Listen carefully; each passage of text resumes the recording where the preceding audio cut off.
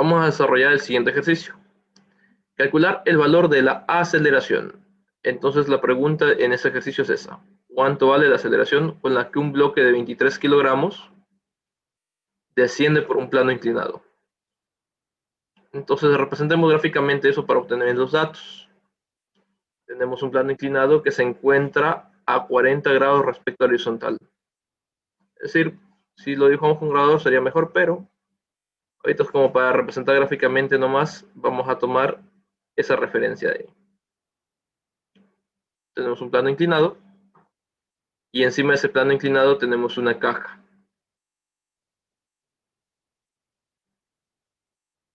O un bloque en este caso, ¿no?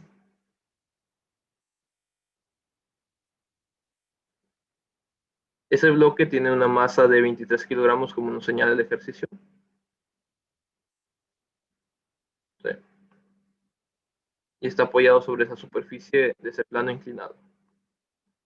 Cabe señalar que en el laboratorio de física tenemos estos planos inclinados para hacer pruebas de laboratorio, con algunos bloques pequeños de masas bastante pequeñas, con superficies diferentes. Los planos inclinados que tenemos en el laboratorio son de metal, la superficie, y los bloques vienen con diferentes texturas. Por lo general, lija, corcho, madera, son los que más se utilizan en el laboratorio, ¿no? Para analizar este tipo de aplicaciones.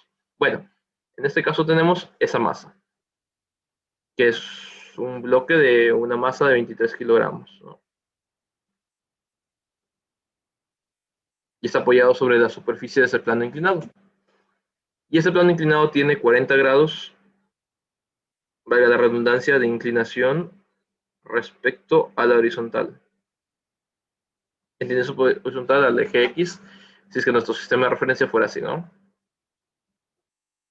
Ok, pero aquí van a cambiar un poco las cosas, porque el sistema de referencia que nosotros vamos a utilizar ya no va a ser un sistema de referencia tradicional como el que siempre hemos utilizado. Lo vamos a usar de manera inclinada, es decir, nuestro plano cartesiano para analizar el diagrama del cuerpo libre, ahora lo vamos a ubicar en esa posición, de manera inclinada. ¿Ok? Tenemos el eje X y el eje Y. De esa manera vamos a utilizar nuestro sistema de referencia. Y ya sabemos que si es que hay la suficiente inercia, el objeto pues va a quedarse quieto, pero si es que esta inercia se destruye o se elimina, pues, o cambia su forma del movimiento por la primera ley de Newton, pues este objeto va a tender a bajar por el plano, a descender por el plano con una determinada aceleración. Así que el movimiento de ese objeto tendería en esta posición, o sea, todo el movimiento se daría en esta forma, ¿no? En el eje horizontal, que está inclinado, ¿no? En el eje X, que en este caso lo hemos colocado de manera inclinada a propósito, porque vamos a hacer uso de ese sistema de referencia para analizar el diagrama del cuerpo libre. Así que si el movimiento va en esa dirección, pues en esa dirección también va la aceleración, y por lo tanto, hay que calcular ese valor de la aceleración, que es básicamente la pregunta principal del ejercicio. ¿Cuánto vale la aceleración de ese bloque si desciende por un plano inclinado de 40 grados? Pero no es lo único. Aparte de eso, también sabemos que el coeficiente de rozamiento entre el plano y esa superficie de ese plano inclinado es de 0,25. Entonces la fricción en coeficiente es 0,25. Ahora, ¿qué fuerzas están actuando? Pues la fuerza que siempre va a actuar es el peso. Y es en esa dirección, hacia abajo, perpendicular a la superficie terrestre, el peso. ¿Sí? Y este peso, pues, en este caso, como estamos utilizando un sistema de referencia inclinado, en este caso particular, este peso podríamos decir que se descompone en dos componentes rectangulares si lo analizamos de manera vectorial. La primera componente rectangular sería esta de aquí, que sería básicamente el peso, su componente en X. Y tendríamos la otra componente que está acá, la que correspondería al peso en el eje Y. quiero acotar algo. Es muy importante reconocer una cosa. Si el sistema de referencia que nosotros utilizamos es un plano cartesiano tradicional, es decir, el eje X es el horizontal y el eje Y es el vertical, en ese caso, siempre, si tenemos aquí eje X y eje Y, en ese caso siempre el peso va a ser dirigido hacia abajo, tal como tenemos aquí en el ejercicio. Está dirigido hacia la superficie terrestre de manera perpendicular. ¿Sí? Y no tiene componentes en X y Y, solamente tiene en Y. Porque el plano cartesiano, que es nuestro sistema de referencia, está de manera perpendicular y de manera tradicional como utilizamos. Pero si nuestro sistema de referencia se inclina, eso no significa que el peso va a quedar en Y. El peso sigue apuntando en la dirección hacia la superficie terrestre, pero sus componentes vectoriales con respecto a este sistema de referencia pues resultan ser inclinadas. Pero eso no significa que exista un peso en X y un peso en Y físicamente hablando que actúen y generen el peso total, ¿no? Más bien es una forma teórica de descomponer para justificar la razón del por qué físicamente el objeto desciende. Y es que su motivo es que la componente generada por la caja está apoyada sobre ese plano, la componente generada por el peso en X es la responsable de que el objeto descienda.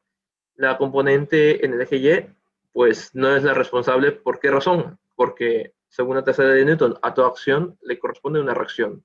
Y en este caso, la reacción física de la componente en Y del peso de este análisis sería la fuerza de reacción normal. Y ambas entrarían en equilibrio, ya que en el eje Y no hay movimiento, solo hay en el eje X que está inclinado, dando una sumatoria de fuerzas igual a cero. Así que nos queda solo una responsable, el peso en X. Sin embargo, hay que recordar que hay un coeficiente de rozamiento de 0,25, que eso significa que hay oposición en el eje X. Si el movimiento por naturaleza propia tiende a ser hacia abajo, es decir, a descender en el plano, pues la única fuerza que se va a poner a que la caja se mueva es la fuerza de rozamiento cinético. Y esta va a ser mayor o menor dependiendo de una sola cosa, del valor que exista entre el coeficiente de rozamiento entre el bloque y la superficie de contacto. Ok, ¿a qué quiero llegar con esto? Pues algo elemental, que puede ser y sucede que en este tipo de análisis uno tenga un plano inclinado así. Digamos que eso tiene unos 10 grados. Y supongamos que aquí tenemos la misma caja de 23 kilogramos con la misma superficie y el mismo plano inclinado. Y ocurre que no hay movimiento. ¿Es eso posible? Sí es posible. Este caso es porque el plano está muy poco inclinado, y como está muy poco inclinado, no es suficientemente para poder vencer a la fuerza de rozamiento. Entonces, si es que el plano se inclina más, al inclinarse más, al haber más cantidad angular aquí, pues se vence la fuerza de rozamiento, ¿sí? El peso en X en este caso sería mayor que la fuerza de rozamiento, y por lo tanto se ejecutaría el movimiento. La diferencia es que aquí sería una fuerza de rozamiento cinética, y pues en el caso en el que esté quieto sería una fuerza de rozamiento estática, estaría presente de manera equilibrada. Ok, tenemos todas las fuerzas graficadas en ese plano inclinado. Lo que se debería hacer a continuación es el diagrama de cuerpo libre. El diagrama de cuerpo libre es trasladar todas las fuerzas que tenemos al sistema de referencia, pero de una manera que lo visualicemos como tradicionalmente se daría, es decir, con los ejes X y Y en las posiciones tradicionales que conocemos. Aunque en muchas de las ocasiones no es necesario, pues aquí lo vamos a hacer para poder identificarlas y poder hacer los sumatorios correspondientes para resolver el ejercicio que estamos analizando, ¿ok? Bien, jóvenes. Nosotros aquí vamos a trasladar todas las fuerzas. En este caso, el peso no lo vamos a trasladar porque ya tiene sus componentes peso en X y peso en Y. Por lo tanto, esas componentes ya reemplazarían el peso en sí. ¿Por qué lo reemplazarían? Porque son el equivalente, su descomposición vectorial, a la existencia del peso en esa dirección. Pues lo que podríamos hacer es una representación entre líneas entrecortadas para recordar que aquí hubo una variable, una cantidad vectorial, ¿no? Y ahora esa cantidad vectorial está siendo reemplazada por sus componentes rectangulares W en X y W en Y, que resultan de la proyección del peso en el eje X y en el eje Y.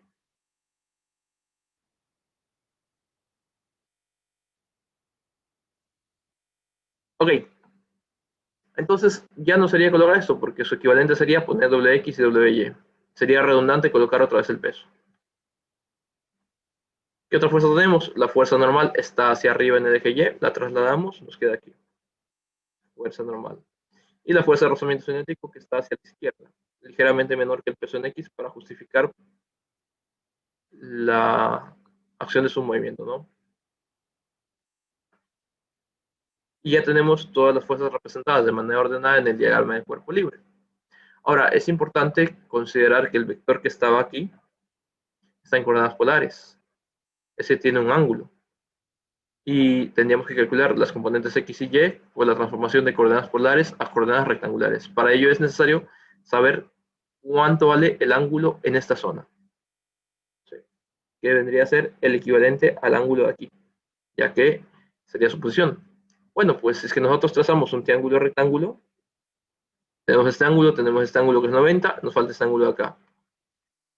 Por el teorema de los ángulos internos de un triángulo rectángulo, ese ángulo valdría 50 grados.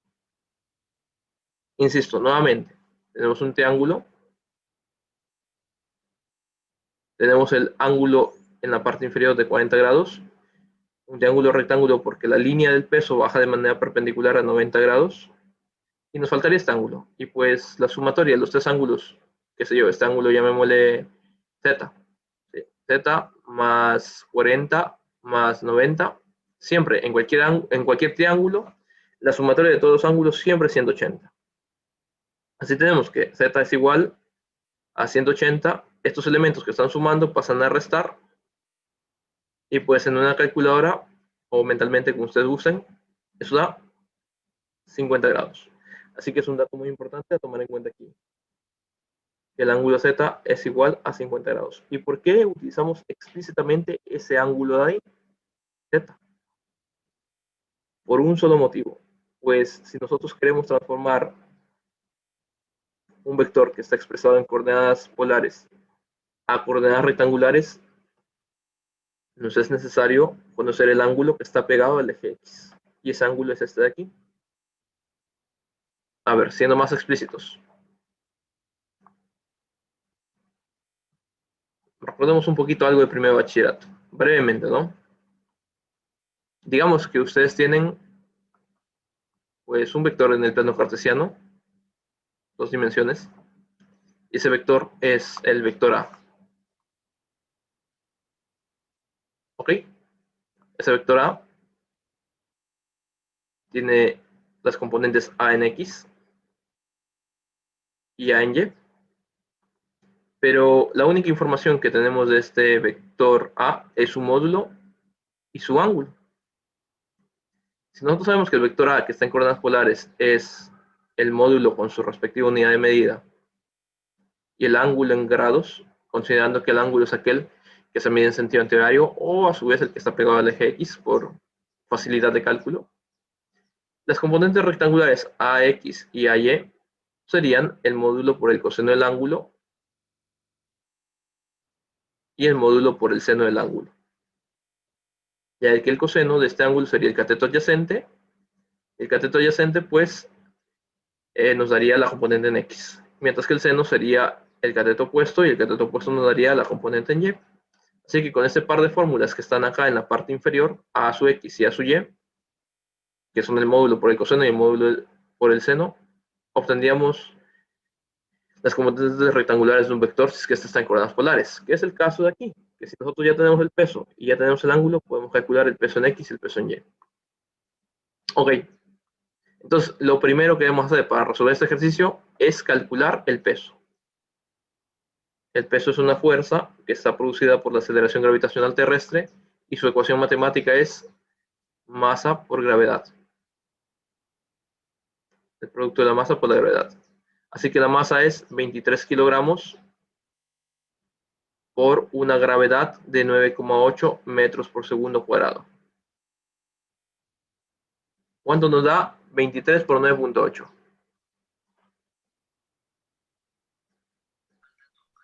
$225.4. Muy bien, 225,4. Esto sería en newtons, ¿no? ¿Por qué razón? Porque el peso es una fuerza, ¿no? Y en las unidades internacionales tenemos el newton. Ya que tenemos como primer elemento de cálculo el peso, ahora sí procedemos a analizar las fuerzas. Aquí es conveniente analizar primero aquellas fuerzas que son igual a cero. Y en este caso nos vamos a centrar en el eje Y, porque en el eje Y no hay movimiento, solo hay en el eje X. Así que gracias a eso podemos decir que la sumatoria de fuerzas en Y, sería igual a cero. ¿Por qué? Porque no hay movimiento en el eje Y. ¿Cuántas fuerzas hay en el eje Y? Hay dos, la fuerza normal y el peso en Y. Una sería positiva debido al signo del coeficiente que está en el eje Y positivo y la otra sería negativa. Quedándonos entonces que sería fuerza normal positiva menos peso en Y igual a cero. Ok, fuerza normal. Hacemos uso de esta fórmula aquí. Cualquier vector en coordenadas polares que transformar coordenadas rectangulares y encontrar su componente en Y, debo multiplicar el módulo por el seno del ángulo si es que el ángulo está pegado al eje X. Y como Z, que es el ángulo que está aquí, está pegado al eje X, aplica. Sería el peso por el seno del ángulo Z.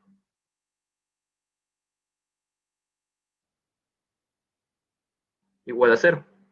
Si aplica la fórmula aquí. Porque se trata de una conversión de coordenadas polares a coordenadas rectangulares. Sí. O seno para las X, seno para las Y.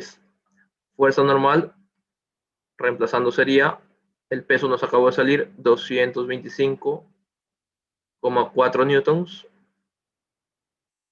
por el seno del ángulo que es 50 grados, que lo determinamos bajo la suma de los ángulos internos de un triángulo, rectángulo o de cualquier tipo, ¿no?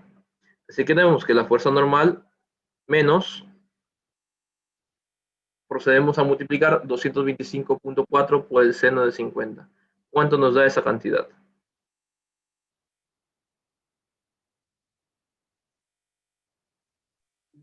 172.67. Muy bien, muchas gracias. 172,666 newtons. Igual a cero. Y por último, podemos despejar eso que está restando, pasarlo a sumar, dándonos 172,666 newtons. Ok, la pregunta del ejercicio era determinar la aceleración. No hemos logrado determinar la aceleración en este momento, pero sin embargo, hemos determinado la fuerza normal. ¿Y para qué nos va a servir la fuerza normal? Pues la fuerza normal nos va a servir para determinar la fuerza de rozamiento, ya que existe una fórmula que hemos visto en física, que es que la fuerza de rozamiento es el coeficiente por la fuerza normal. Y claro, ¿y la fuerza de rozamiento para qué nos va a servir? Para hacer el análisis de las fuerzas en X.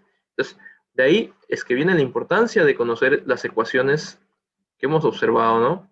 Entonces, lo voy a colocar por aquí como referencia, que la fuerza de rozamiento cinético, por fórmula ya definida, es el coeficiente de rozamiento cinético o la fuerza normal. Así que ya he hecho el análisis de las fuerzas en Y. He partido de ese punto porque al estar igualado a cero es el análisis más sencillo de realizar. Ahora vamos a hacer el análisis correspondiente a las fuerzas en X. Veamos cómo nos va. La sumatoria de fuerzas en X no puedo decir que es igual a cero. ¿Por qué razón no puedo decir que es igual a cero la fuerza en X? A ver, alguien me responde esta pregunta, por favor. ¿Qué pasa si es que igual a cero está mal, ¿no es cierto? ¿Por qué está mal que diga que es igual a cero?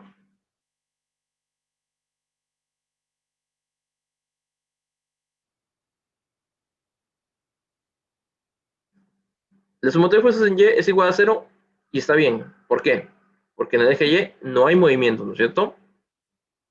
Pero la sumatoria de fuerzas en X no puedo decir que es igual a cero, porque en el eje X sí hay movimiento.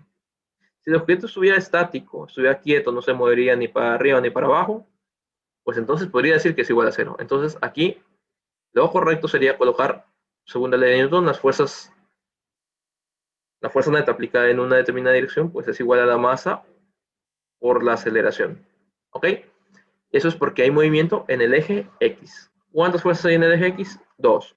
El peso en X sería positivo y la fuerza de rozamiento cinético que sería negativa ya que está en el lado opuesto. No sería negativa la fuerza, sino el signo del coeficiente debido al eje X, ¿no?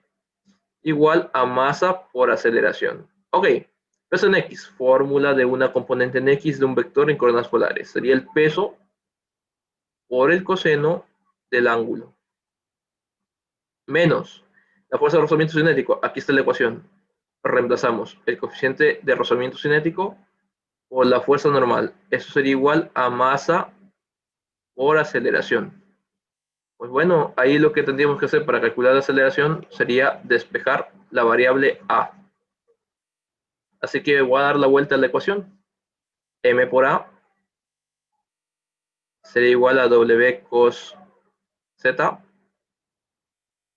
menos mu sub c por F sub n. De donde si yo despejo la a sería igual a W cos Z menos mu sub c por F sub n, perdón. Todo eso sobre la variable m. ¿Por qué razón? Porque lo que está multiplicando pasa a dividir. En otras palabras, lo que está en la izquierda pasó a la derecha y viceversa. Y pues esta m que estaba multiplicando la pasa a dividir. Ya que tengo despejada la ecuación, reemplazo los valores. W, que es el peso, tenemos que es 225,4 newtons. Colocamos dicho valor para poderlo reemplazar. Todo eso por el coseno de z. Z es 50 grados, que lo hemos determinado desde un inicio del ejercicio. Menos mu sub c, pues en el ejercicio decimos que el coeficiente de rozamiento cinético, pongámoslo por aquí, vale referenciarlo. Sí. El coeficiente de rozamiento cinético entre el plano y el bloque, de hecho sería por aquí de dibujarlo, algo así. Mu sub c sería 0,25. Eso es porque el bloque y el plano deben ser de algún material en específico y por pruebas de laboratorio está definido de esa manera. Es un dato que se les ha dado. Entonces el coeficiente vale 0,25. En el texto del ejercicio está también definido aquí. Y luego la fuerza normal. La fuerza normal nos dio 172,666 newtons. Entonces sería por 172,666 newtons. Y todo eso dividido entre el valor de la masa. El valor de la masa que tenemos es, pues, aquí está, 23 kilogramos, que también está representado en el gráfico. Ok, jóvenes, ya tenemos todo para calcular eso. Ingresen en su calculadora, tendrían que ingresar 225,4.4, ¿sí? Porque las calculadoras vienen en el sistema inglés, por coseno de 50, o si no, simplemente coseno de 50. Los grados son opcionales ponerles, ya se sobreentiende, si es que está en el sistema sexagesimal, menos 0,25, sería en la calculadora, por 172.666. Todo eso sobre, no se olviden de poner antes la línea de fracción para que no se les complique, 23. ¿Cuánto nos da eso, por favor? Den calculando en sus máquinas. 4.423. 4,423. Muchas gracias. ¿En qué unidades estaría escrita la aceleración?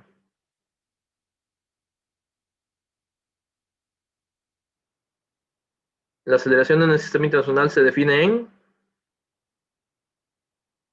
metros por segundos al cuadrado, ¿sí? ¿Estamos de acuerdo? Eso está redondeado porque es una cantidad con más decimales, ¿no? Y nos queda en metros sobre segundos cuadrados. Y así logramos resolver este ejercicio. Hemos calculado la aceleración con la que esa caja desciende por ese plano, utilizando un poco de razonamiento físico. Esto se puede probar en laboratorio. Evidentemente se puede hacer una prueba si es que dispondríamos de lo mismo, ¿no? O en un simulador también se podría hacer una prueba de que esos valores van a cumplirse.